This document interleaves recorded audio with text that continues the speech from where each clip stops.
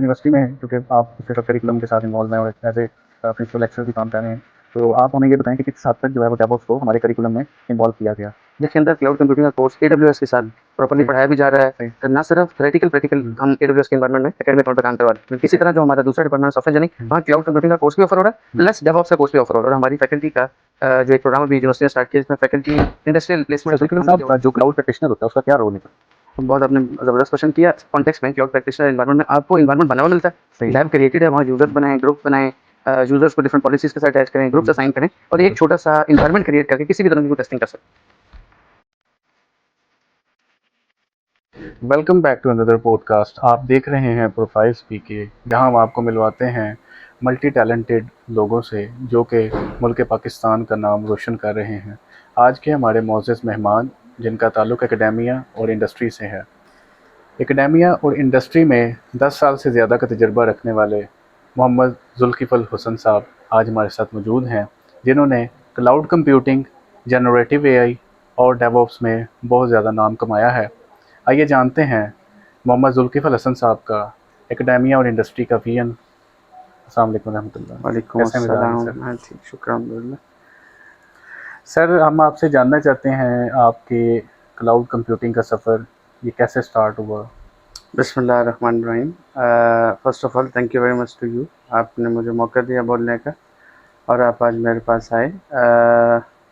Cloud computing basically 2008 में पाकिस्तान के अंदर once I was doing undergrad program हम UMT, तो कुछ ऐसे प्रोजेक्ट्स हमने किए जिनके अंदर हमें पता लगा कि फ़िज़िकल स्टोरेज से ज़्यादा या फ़िज़िकल कंप्यूटेशन से बेहतर क्लाउड के प्लेटफॉर्म्स हैं और हमें उनकी तरफ मूव करना चाहिए।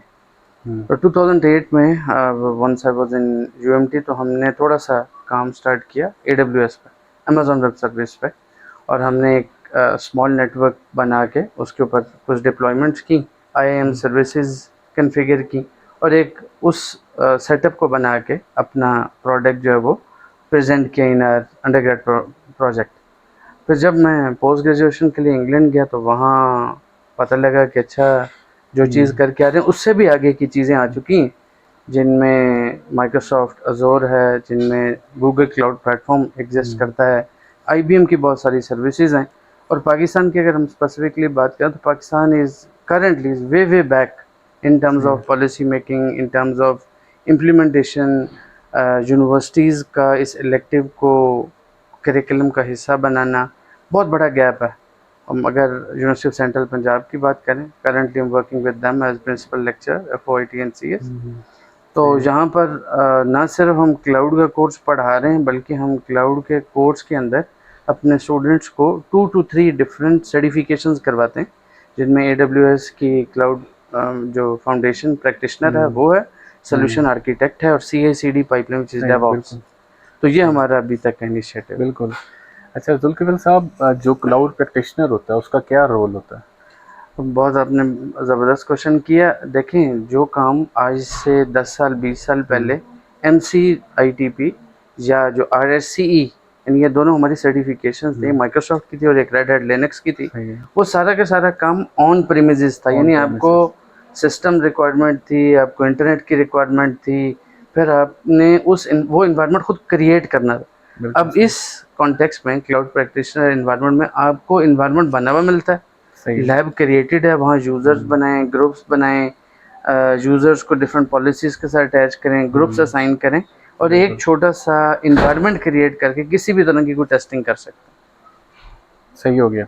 क्लाउड अडॉप्शन ग्लोबली कब से एक्सेलरेट हुई है और रिवोल्यूशन के पीछे की ड्राइवर्स जो हैं वो क्या हैं? बहुत अच्छा अगेन क्वेश्चन। 2007 में एंड्रॉयड दुनिया में इंट्रोड्यूस हुआ। HTC वॉज द कंपनी जो एंड्रॉयड को लेके आई। उनको लाने का मेन मकसद ही ये था कि दुनिया में आने वाला वक्त डेटा नहीं है, डेटा बिग डेटा हो जाएगा। और अब करंटली 2025 एंड ऑनवर्ड्स अगर हम देखें तो data is basically a new currency. और इसमें जो सबसे क्रिटिकल चीज़ अभी हम बहुत ज़्यादा फेस कर रहे हैं, बहुत सारे लोग ये समझते हैं कि क्लाउड पर डेटा डाल दिया तो शायद कोई किसी तरह की एक्सप्लॉयटेशन है, डेटा लॉस है या security concern.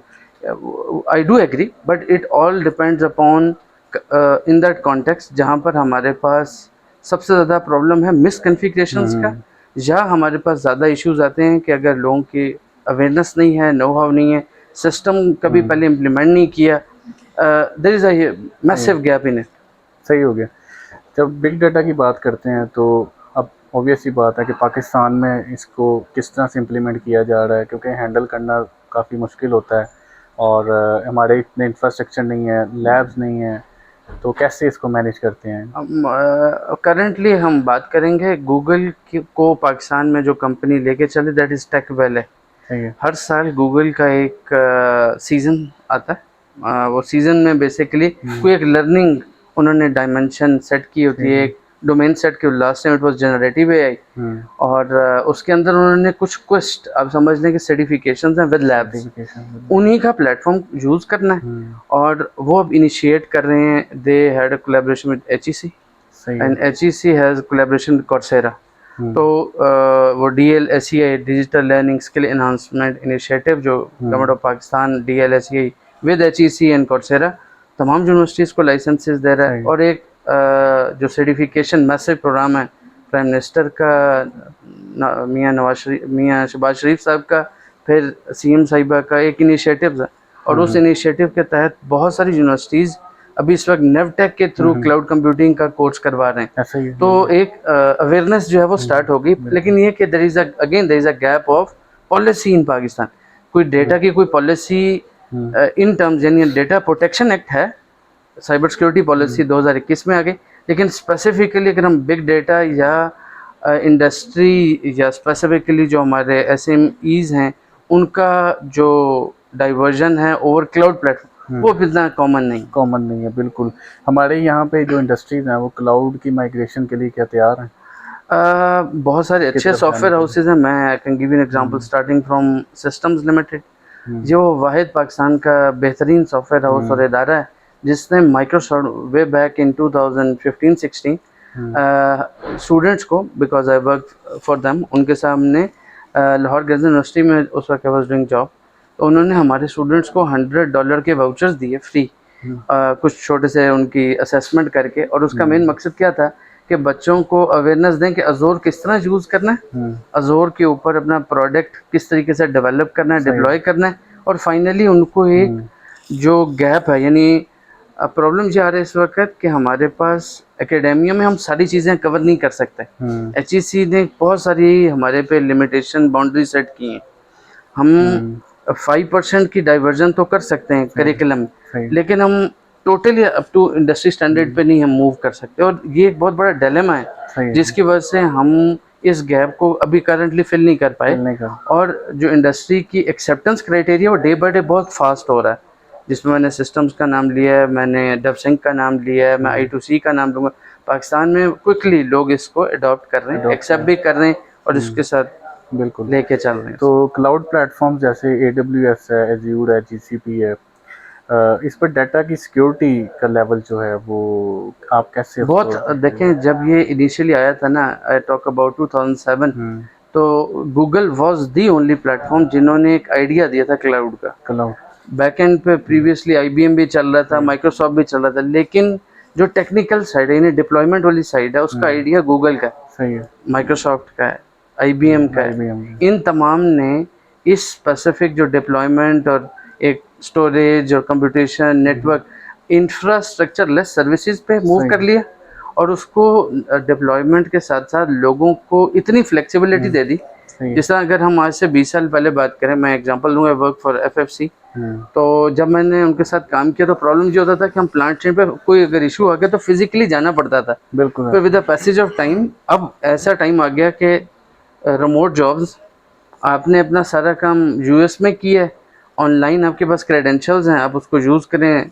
Service now is one of the best platforms in terms of ticketing management, या ज़ेनडेस्क, आप उसको यूज़ करें और ऑनलाइन टिकट्स भी मैनेज कर लें, डिप्लॉयमेंट भी कर लें, और क्लाइंट को भी पता लग जाएगा काम कंप्लीट हो गया। सही हो गया, बिल्कुल।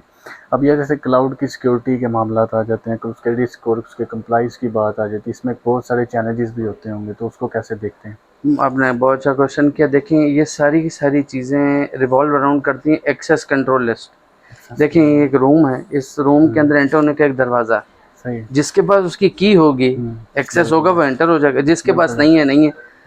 जब इनिशियली क्लाउड प्लेटफॉर्म्स लॉन्च किए गए तो तब strong password was the only criteria, but with the passage of time फिर वल्नरेबिलिटीज बढ़ी, असेसमेंट्स हुई, लोगों को पता लगा कि अच्छा ये भी एक बहुत बड़ी डोमेन है और उसको यूज़ करते हुए उन्होंने multi factor authentication, OTPs plus जो भी नया आपने देखा होगा गूगल पास का एक नया कॉन्सेप्ट है कि आप जब तक एक डिवाइस पे उसको एक अथेंटिकेट नहीं करते दूसरी डिवाइस पे वो लॉगिन नहीं होने देता। तो this is one of the best thing currently जो एड अप हुई है इन ऑल क्लाउड प्लेटफॉर्म्स, और टोकन्स आ गए हैं, ब्लॉकचेन इंटीग्रेशन हैं, तो day by day again they are improving. I can't say कि 100% सिक्योर है, but significantly they have improved. Okay, सही हो गया।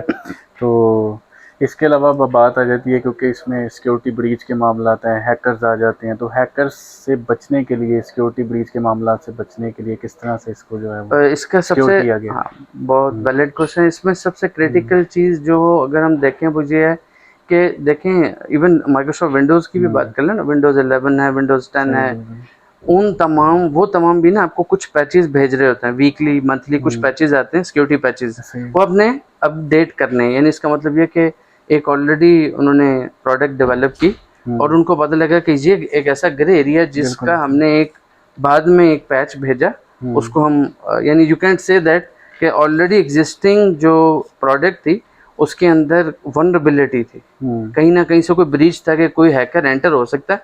उस ब्रीच को ख़त्म करने के लिए उन्होंने एक पैच इंट्रोड्यूस किया और अपनी प्रोडक्ट को मज़ीद up to dated access control less firewalls integrations कर दी, ताकि ना सिर्फ इससे सिक्योरिटी बेहतर हो, आपका डेटा भी सिक्योर हो जाए और CIA का जो कॉन्सेप्ट है confidentiality, integrity and availability achieve कर लें।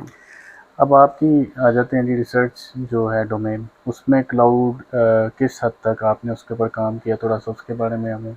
अब मैं अगर करंटली बात करूं तो हमने AWS को यूज़ करते हुए जनरेटिव AI के डिफरेंट मॉडल्स को यूज़ किया, कैगल से डिफरेंट डेटा सेट्स लिए। As I am course coordinator है at university of central Punjab, तो उन मॉडल्स को लेके, उन डेटा सेट्स को लेके हमने ऐसे ऐसे एनालिसिस दे दिए। करंटली मैं अगर एग्जांपल दूं, फॉर द पास्ट 2 years हमारे नंबर ऑफ कॉन्फ्रेंसेस पेपर हैं क्लाउड की डोमेन में, जनरेटिव AI को इंटीग्रेट करके, ये इसलिए है क्योंकि इस वक्त इस डोमेन के अंदर बहुत ज़्यादा काम नहीं हो रहा और लोगों को स्पेसिफिकली अगर मैं स्टूडेंट्स की बात करूँ, मैं can give you an example. एक क्लार्क यूनिवर्सिटी है US की, वहाँ के स्टूडेंट्स यहाँ से अपने रिसर्च क्लाउड बेस्ड प्रोजेक्ट की वजह से वहाँ सेलेक्ट हुए हैं फुली फंडेड पे। तो इसी तरह students in UK they got fully funded scholarship just because they had some product on ETL which is DevOps। तो that is the next level, हम उन प्रोडक्ट्स पे अपने स्टूडेंट्स को ग्रूम कर रहे हैं। पब्लिक प्राइवेट हाइब्रिड क्लाउड जो हैं हमारे मॉडल, उसमें वल्नरेबिलिटीज़ जो हैं वो सबसे ज़्यादा कहाँ हैं? देखिए हाइब्रिड क्लाउड्स का ये होता है कि बाज़ का ऐसे होता है कि आप कुछ चीज़ें किसी क्लाउड की एग्री कर रहे होते हैं और कुछ में आप अपनी कॉन्फ़िगरेशन डिप्लॉयमेंट लेके, ब्रीच आता ही वहाँ है जहाँ आप कोई ना कोई पॉलिसी एक्सेप्ट नहीं करते, या पॉलिसी की इंटीग्रेशन में जो ओपन APIs हैं उनको इंटीग्रेट, ओपन APIs इटसेल्फ एक बहुत बड़ा ब्रीच है सिस्टम। बिल्कुल ऐसा ही है। पाकिस्तान में सिक्योर क्लाउड इकोसिस्टम बनाने के लिए आप किन पॉलिसीज़ या स्ट्रेटजीज़ को रिकमेंड करते हैं? देखें क्लाउड पाकिस्तान में आ गया क्योंकि ग्लोबल चीज़ है, माइक्रोसॉफ्ट अज़ूर है, GCP है, AWS है, they do exist in Pakistan. People are accepting this specific domain product। बहुत सारी मैसिवली हमें अपने SMEs के साथ इनको साथ जो है वो इसमें chamber of commerce and industry, IT ministry, academia, इन सब को आपस में बैठ के कोलैबोरेट करना है और एक ऐसी पॉलिसी बनानी which is common for everyone. देखें ट्रेनिंग हम कर रहे हैं, मैंने सर नेवटेक का नाम लिया, it is initiative by government of Pakistan. उसमें शहबाज शरीफ साहब हैं, मरीम साहिबा हैं, इवन उन्होंने ग्लोबल IT सर्टिफिकेशन का एक ट्रैक स्टार्ट किया जिसमें बच्चा किसी भी तरह की कोई भी सर्टिफिकेशन करे, प्रूफ ला के दे दे, वो रीइंबर्स हो जाते हैं पैसे। तो this is the way they are improving, they are integrating the technology among students commonly. और even UCP has is one of the NAVTTC centres as well. हम भी जो है एग्रेसिवली रन कर रहे हैं सारी ट्रेनिंग यहाँ पर। बिल्कुल सही। अब हम डेवऑप्स की तरफ मूव करते हैं। स्टूडेंट्स के लिए क्या इसमें मोटिवेशन है डेवऑप्स में आने के लिए? देखिए, डेवऑप्स का अगर हम बेसिक क्राइटेरिया देखें ना, तो आज से 10 या 15 साल पहले आपको 3 4 5 लोग जो है ना अलाइन करने पड़ते थे, जिसमें बिल्कुल। सबसे पहले वो लोग जो किसी भी तरह कोई भी प्रोडक्ट आ रही है तो उसकी बेसिक रिक्वायरमेंट की गैदरिंग करना क्या है, प्रोडक्ट क्या है, फिर वो लोग जो उस प्रोडक्ट को डेवलप करेंगे वो लोग, फिर वो लोग जो उसकी टेस्टिंग करेंगे और फाइनली जो उसकी प्रोडक्शन सही करेंगे। हो। तो ये डिफरेंट डिपार्टमेंट्स होता है। अब आप समझ लेंगे इन तमाम की एक पाइपलाइन बन गई हम्म, ओवर क्लाउड। आपने सही उन बात। तमाम, किसी ने एक्सट्रैक्शन करनी है, किसी ने उसी एक्सट्रैक्शन का डेवलपमेंट करके लोड करना है, और नेक्स्ट जो हमारे पास ट्रांसफॉर्मेशन करनी है, एंड फाइनली लोड कर देना।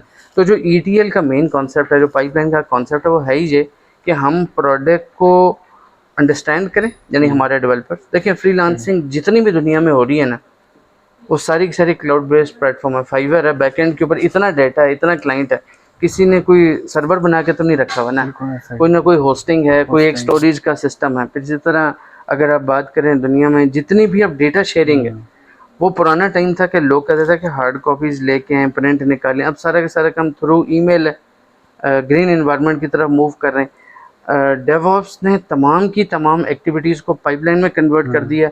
अगर हम ऑफिस ऑटोमेशन की तरफ देखें तो best example is SAP, which is system application product.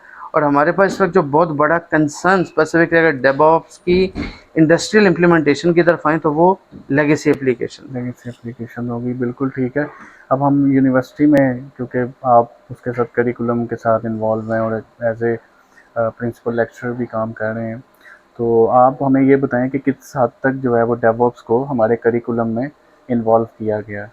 देखिए, अगर मैं यूनिवर्सिटी ऑफ सेंट्रल पंजाब की बात करूँ स्पेसिफिकली, तो फैकल्टी ऑफ इंफॉर्मेशन टेक्नोलॉजी के अंडर जो है वो मल्टीपल डिपार्टमेंट्स हैं।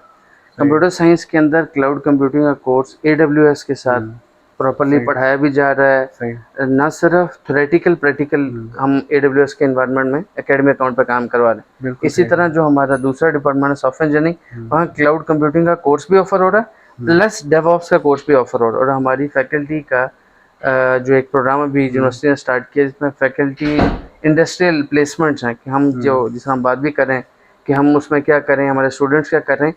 तो टीचर्स इंडस्ट्री में जाके इस स्पेसिफिक डोमेन का knowledge, practical knowledge, theoretical knowledge लेके आते हैं, और जहाँ आके अपने स्टूडेंट्स के अंदर वो ट्रांसफॉर्म करें। ये हमने एक नया इनिशिएटिव ये लिया। तो बड़ा अच्छा आपने एक इनिशिएटिव लिया, और इस पे बड़ा जो है ना वो प्लस पॉइंट है कि अब स्टूडेंट्स, क्या आप ये भी बताएं कि स्टूडेंट्स जो हैं वो इंडस्ट्री में जाके किस हद तक जो है वो डेवऑप्स को अंदर परफॉर्म कर चुके हैं, जो आपसे यहाँ से पढ़ के निकले हैं? देखें, जितना भी क्लाउड और डेवऑप्स है ना, ये स्टार्ट होता है बेसिकली फ्रॉम बेसिक नेटवर्क्स। सही ठीक है, है, बिल्कुल। तो अगर हम आज से 20 ईयर्स बैक चले जाएं, तो लोग सिस्को को कहते थे कि जिसको CCNA CCNP या CCIE नहीं आता तो वो नेटवर्क्स में चल नहीं सकता। ऐसा नहीं है। अब दुनिया के जो मामला हैं, बेसिक नेटवर्क्स आपकी अगर फाउंडेशन क्लियर है तो you can quickly jump towards DevOps. और वहाँ पर आपके पास लाइक गेट, बेसिक गेट आपको क्लियर हो, फिर आपको कुबरनेट्स हैं, डॉकर्स हैं, इनसाइबल हैं। यानी ये वो टेक्नोलॉजीज़ हैं जो आने वाले वक्त में ऑलरेडी क्लाउड प्लेटफॉर्म अपने अंदर इंटीग्रेट करके तो चला रहा है, लेकिन ये इस सेपरेट अगर हम बात करें डोमेन की, इसकी मार्केट में बहुत ज़्यादा ज़रूरत है। पाकिस्तान में भी बहुत ज़्यादा मेच्योरिटी नहीं है। लोग नेटवर्क इंजीनियर से डेवऑप्स वाला काम कराते हैं, लेकिन टाइटल डेवऑप्स का नहीं देते। तो ये एक बहुत बड़ा गैप है, एक डिलेमा है, एंड इट स्टिल एग्जिस्ट। अच्छा, तो क्लाउड प्लस डेवऑप्स का जो कॉम्बिनेशन है किस तरह स्पीड, रिलायबिलिटी और कैरियर अपॉर्चुनिटीज़ को इन्हांस करते हैं? देखिए, ग्लोबली अगर हम ट्यूरिंग की एग्जांपल ले लें, one of the leading online remote job platform, और वहाँ पर अगर हम देखें तो मैक्सिमम जॉब्स जो हैं वो सोल्यूशन आर्किटेक्ट की हैं, डेवऑप्स इंजीनियर की हैं, डेटा इंजीनियर्स की हैं, डेटा एनालिस्ट की हैं। तो जो क्लाउड और डेवऑप्स वाला काम है, देखें डेटा के अगर कंप्यूटर साइंस की बात करें तो we start with data structures, then we had data mining, then we have data science, big data, cloud computing, DevOps. तो आपने फाउंडेशन अच्छी कर लेनी है, ऑटोमेटिकली आप अपना गोल अचीव कर लेंगे। तो जॉब मार्केट की अगर पाकिस्तान की बात करें, बहुत ज़्यादा अभी यहाँ पर उसका उतना बूम नहीं है, लिमिटेड है। लेकिन विद द अपकमिंग ईयर्स इंशाल्लाह इट विल डेफिनेटली इम्प्रूव। अच्छा जी, अब आप देखें डिफरेंट सेक्टर्स की तरफ आ जाते हैं, अब जैसे फिनटेक में, हेल्थ केयर में, एग्रीकल्चर में, तो डेवऑप्स अडॉप्शन का इम्पैक्ट क्या हो सकता है? जितने भी बहुत वैलिड क्वेश्चन है। देखें, जो अगर मेडिकल डोमेन की बात करें तो वहाँ एक बहुत बड़ा कॉन्सेप्ट उसे कहते हैं medical transcription. Medical transcription basically क्या है कि आपके पास कोई पेशेंट आता है, यूके की बात करें तो that system is called as national health service. सही। पाकिस्तान के अंदर इन्होंने भी एक नेशनल हेल्थ सर्विस स्टार्ट की, फिर हेल्थ मैनेजमेंट सिस्टम अगर मिलिट्री की बात करें उनका चल रहा है। तो ये एक स्टैंडर्ड्स तो बना रहे हैं, लेकिन एक प्लेटफॉर्म पे, या अगर आप बात करें पाकिस्तान की ही जितनी हमारी मेडिकल लेबॉर्ट्रीज़ हैं, अगर पाकिस्तान में किसी से कहा जाए कि हमें, मैं एक एग्जांपल दे रहा हूँ कि मैं ब्लड सैंपल्स का डेटा सेट चाहिए, तो कोई ऐसा रिकग्नाइज लेबॉर्ट्री या प्लेटफॉर्म नहीं है जहाँ से हम वो सारा डेटा ले लें। Definitely patient data is always a concern, privacy concern बहुत बड़ा है। आइडेंटिटी हाइड करके आप डेटा शेयर करते हैं। दुनिया की मिनेसोटा स्टेट में मेयो क्लिनिक के हम काम कर रहे हैं, हमें पता है कि अपने पेशेंट के डेटा को ब्रीच नहीं होने देना, उसकी जो प्राइवेसी उसको मेंटेन करना। लेकिन with the passage of time in DevOps या क्लाउड कंप्यूटिंग या जनरेटिव एआई को जब हम एडप्ट करते हैं, देखें ये नेक्स्ट एरा है। अगर हमने इन तमाम डोमेन्स को एक्सेप्ट ना किया, इनको इंटीग्रेट ना किया, तो हम रेस्ट ऑफ द वर्ल्ड से बहुत पीछे रह जाएंगे। ऐसा ही है, बिल्कुल। अब जैसा कि बात करते हैं क्रिटिकल वर्कलोड्स को डेवऑप्स पाइपलाइन पर डिप्लॉय करते वक्त लोग ट्रस्ट फैक्टर कैसे मैनेज करते हैं? मैं इसका बहुत अच्छा आपने क्वेश्चन किया। मैं इसका आंसर इस तरह दूंगा कि आप ये देखें कि हमारे पास इस वक्त दुनिया में जितने भी बड़े ऑर्गेनाइजेशन, माइक्रोसॉफ्ट के एग्जांपल ले लें, गूगल की एग्जांपल ले लें, ये वो कंपनीज हैं जो दुनिया में ओवर डेकेड से टेक्नोलॉजी में काम कर रही हैं। मैंने ये नहीं कहा, अभी मैंने थोड़ी देर पहले कहा कि मैंने कभी नहीं कहा कि कोई भी company 100% secured, they do have vulnerabilities, but इसका क्या मतलब है काम करना बंद कर दें। तो अगर हम बात करें हेल्थ केयर में, फिनटेक में, या ओवरऑल इसका इंटीग्रेशन की बात करें, आप ये देखें कि जितने भी प्रोसेसेस हैं, वो बैंक के प्रोसेसेस हैं, वो ऑर्गेनाइजेशन में आप देख लें, सॉफ्टवेयर हाउस में आप जाते हैं, हायरिंग से लेके बंदे की एनुअल अप्रेजल तक, वो सारा का सारा काम पहले क्या होता था कि आपको ये रोल दिया जाता, आप ऑब्जर्व करें, आप रिकमेंड करें, आपकी रिकमेंडेशन के ऊपर हम अगले का जो भी इंसेंटिव है, प्रमोशन है, वो करेंगे। अब सारा का सारा सिस्टम जो है वो परफॉर्मेंस बेस्ड है। आप जो भी टास्क करते हैं वो एक प्लेटफॉर्म पे सबमिट हुआ, और वो आपके अलावा, I do agree that you are the immediate boss, but it is reflected now on different dashboards through big data, through data engineering, through data analyst, और फिर उसका जो रिफ्लेक्शन है वो नेक्स्ट लेवल पे क्या है कि वो तमाम के तमाम लोगों को जो उसके साथ लिंक करते हैं, इसमें सीईओज हैं, सीटीओज हैं, इम्पैक्ट क्या होगा कि आपके काम की रिफ्लेक्शन है कि हमाद ने इस काम को इस कॉन्टेक्स्ट में इतना अच्छा कर लिया, तो this time Hamad is expecting good increment, just like that. तो जुल्किफल साहब, आप ये बताइएगा कि अब जैसे स्मार्ट सिटीज़ का कॉन्सेप्ट आ गया, स्मार्ट सिटीज़ में इसकी डेवलपमेंट जो कर रहे हैं क्लाउड के ऊपर और डेवऑप्स के ऊपर जा रहे हैं, तो उसको कैसे, उसका क्या रोल है वहाँ? बहुत अच्छा। अगेन पाकिस्तान के अंदर सेफ सिटी एक इदारा है, पंजाब में भी है, फेडरल में भी, ऑलमोस्ट अक्रॉस पाकिस्तान सब प्रोविंसेस के अंदर डिप्लॉयड है। हो क्या रहा था, पहले ये हो रहा था कि आपको मैनुअल सिस्टम था, आपको पुलिस वाले किसी इशारे पे रोकेंगे और वैसे ही वो स्लिप पे चलान कर दें, कोई डिजिटलाइज सिस्टम नहीं था, कोई जो भी वो आपको चलान कर रहे थे उसकी कोई ऑनलाइन किसी जगह पर रिफ्लेक्शन ये नहीं थी कि ये रिकॉर्ड है। कल को उस गाड़ी या उस ड्राइविंग लाइसेंस के अगेंस्ट कोई ये नहीं पता लगता था कितने चलान हो चुके हैं। दुनिया में क्या होता है रेस्ट ऑफ द वर्ल्ड में कि आपके ड्राइविंग लाइसेंस पे 10 कंसेक्यूटिव अगर किसी तरह के भी कोई भी अगर लगे चलान जाएं, फौरी तौर पे आपका जो ड्राइविंग लाइसेंस है वो कैंसिल हो जाएगा। पाकिस्तान के अंदर सेंट्रलाइज सिस्टम आया, ये सेफ सिटी के अंदर जिन्होंने एक डिजिटलाइज सिस्टम इमेज प्रोसेसिंग को यूज़ करते हुए, वो भी हडूप और बिग डेटा और क्लाउड कंप्यूटिंग, इवन AWS और GCP के ऊपर डेटा स्टोर कर रहे हैं, और उन्हीं के मॉडल्स को, मैं AWS के बाद सेज मेकर यूज़ कर रहे हैं मशीन लर्निंग का, और उसके थ्रू वो आपकी सारे डेटा फेच करके आपको डिजिटलाइज व्हाट्सएप भी आ जाता है, और आपको घर भी आपका जो अपना पहुंच जाता है चालान वगैरह हाँ घर आ बिल्कुल आ जाते हैं ऐसे ही है। अब हम जो है वो जनरेटिव एआई की तरफ मूव करते हैं, बहुत ज़्यादा ट्रेंडिंग है और आजकल जो है आपको पता है कि हर चीज़ जो है वो जनरेटिव एआई से, कोई पिक्चर बना रहा है, कोई वीडियो बना रहा है, उसके बैक एंड के कॉन्सेप्ट तो किसी को भी नहीं पता, वो तो टेक्निकलिटीज़ हैं। तो सर हम बात करते हैं जनरेटिव जो एआई है उसमें क्लाउड एप्लीकेशंस जो डेवलप होती हैं, तो उसमें इसका कितना इम्पोर्टेंस है, कितना रोल है? देखिए जनरेटिव एआई जो भी बेसिकली इस वक्त करंटली काम हो रहा है ना, आप उसको इस कॉन्टेक्स्ट में जहन में रखें कि वो डेटा तो कहीं से ले रहा है। मैं एग्जैक्टली अगर गूगल के एग्जांपल लूँ तो गूगल के अपने भी एक स्टोरेज है, स्टोरेज ठीक है, लेकिन गूगल डिफरेंट प्लेटफॉर्म से फच करता है, यानी डेटा स्क्रैप करके एक प्लेटफॉर्म पे लेके आता है। अब इन दैट कॉन्टेक्स्ट ये जो जनरेटिव एआई है तो कर क्या रहा है, आपके पास कंटेंट जनरेशन के लिए बहुत सारे प्लेटफॉर्म है। मैं example is chat GPT, open AI. आप देखें 2019 में कोविड में ये आ चुका था, लेकिन हमारे कंट्री में 2023 के अंदर बूम आया, लोगों को पता लगा कि अच्छा यार ये चीज़ एग्जिस्ट करती है। और इस स्पेसिफिक फॉर एग्जांपल मैं अगर गिविंग एग्जांपल के जस्ट जो डेटा को जनरेट करना है वो हमें सिर्फ ये पता था कि हम ओपन एआई चैट जीपीटी से करते, where as there are hundreds of tools. Image generation के अलग हैं, कंटेंट जनरेशन के अलग हैं, कोडिंग के अलग हैं, डीबगिंग के अलग हैं।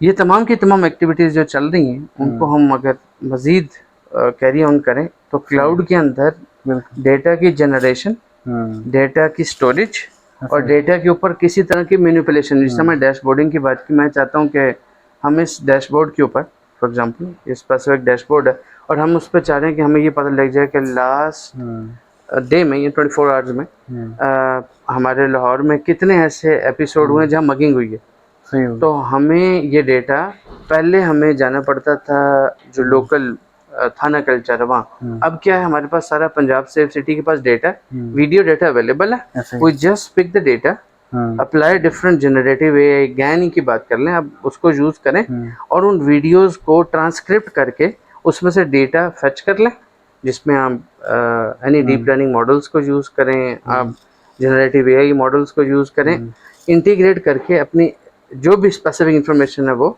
रिट्रीव कर लें। क्लाउड और एआई की इंटीग्रेशन इंडस्ट्री को कैसे ट्रांसफॉर्म कर रही है? अब बहुत रैपिडली कर रही है और एक्सेप्टेंस पाकिस्तान में बहुत फास्ट है, टू फास्ट है। क्यों फास्ट है देखें, अगर आप पाकिस्तान के अंदर, पहले पाकिस्तान में कल्चर नहीं था स्पेसिफिकली, अगर हम बात करें पाकिस्तान में कल्चर नहीं था इस चीज़ का स्पेसिफिकली कि आप यानी इतनी ज़्यादा सोशल मीडिया मार्केटिंग नहीं थी, लोग इस चीज़ को एक्सेप्ट नहीं करते थे। अब लोग कंटेंट जनरेशन के ऊपर खसूसी ध्यान दे रहे हैं कि एक बहुत स्ट्रॉन्ग डोमेन है और उसकी बेसिस के ऊपर आप जब तक दुनिया में लोगों को बताते ही नहीं है कि आप इस डोमेन में काम करें या ये आपकी स्पेशलिटी है, लोग आपकी एफर्ट्स को रिकग्नाइज ही नहीं करते। बिल्कुल ऐसे ही है। आपके नज़दीक हायर एजुकेशन इंस्टीट्यूशंस को क्लाउड और डेवऑप्स इलेक्टिव्स इमीडिएटली इंट्रोड्यूस करने की सबसे बड़ी वजह क्या है? देखें जो भी हमारे ग्रेजुएट्स हैं पाकिस्तान में, every semester there are thousands of graduates from different universities, public private, जो ग्रेजुएट हो रहे हैं उनमें बच्चा पाकिस्तान में नहीं रुकता। बच्चा मोस्टली फॉरेन का सोचता है कि मैंने एमएस करना है, मैंने अदर पार्ट ऑफ द, मैंने यूरोप जाना है, मैंने यूके यूएस जाना है और वहाँ जाके अपना कंट्री का नाम भी पता करना है, अपनी एजुकेशन में मज़ीद बेहतर करनी है, प्लस जो ये जो टेक्नोलॉजीज़ हैं, क्योंकि हम इनके ऊपर थोड़ा काम करके गए होंगे, on the basis of it हम कुछ ना कुछ मज़ीद अर्न कर सकते हैं। और ऑन द बेसिस, अब तो देखें मैंने आपको कहा कि कोर्सेरा का HEC और DLSE के साथ कॉन्ट्रैक्ट है, certification is not an issue, अगर आप उसको ट्रू लेटरल स्पिरिट में करें, स्काई इज़ द लिमिट। बिल्कुल ऐसे ही है और हमारे इधर कोई रिस्ट्रिक्शंस भी नहीं है। अगर लर्निंग पॉइंट ऑफ व्यू से बात करें तो वो हमारे पास अपॉर्चुनिटीज़ हैं काफ़ी। तो आपका शुक्रगुजार हूँ, आपने अपना कीमती वक्त दिया और बहुत अच्छी बातें की हैं जो कि हमारे व्यूअर्स के लिए इंस्पायरिंग हो सकती हैं और इसमें बहुत कुछ उनके लिए सीखने के लिए है कि वो लर्निंग पॉइंट ऑफ व्यू से और अपने इंडस्ट्री के एक्सेल करने के पॉइंट ऑफ व्यू से आप हमारी ऑडियंस को, व्यूअर्स को कोई मैसेज देना चाहें तो आप प्लीज़ दे सकते हैं सर। मैं बस यही कहना चाहूँगा कि जितना जल्दी आप इमर्जिंग टेक्नोलॉजीज़ को लर्न करेंगे, प्रैक्टिकली उसके ऊपर हैंड्स ऑन एक्सपीरियंस लेंगे, this will give you an edge to look for market outside Pakistan, inshallah, or focus on companies like Microsoft, Google, Amazon. Focus on these companies, set a target, and inshallah, sky is the limit for learning. Jazakallah khair. Thank you. बहुत शुक्रिया sir. और आप लोगों को अगर ये podcast पसंद आया हो तो आप लोग इसको चैनल को सब्सक्राइब करें, लाइक करें और शेयर करें, और अपना कमेंट्स में फ़ीडबैक देना मत भूलिएगा। आपके फ़ीडबैक हमारे लिए बहुत अहमियत के हामिल होते हैं। अल्लाह आपका हम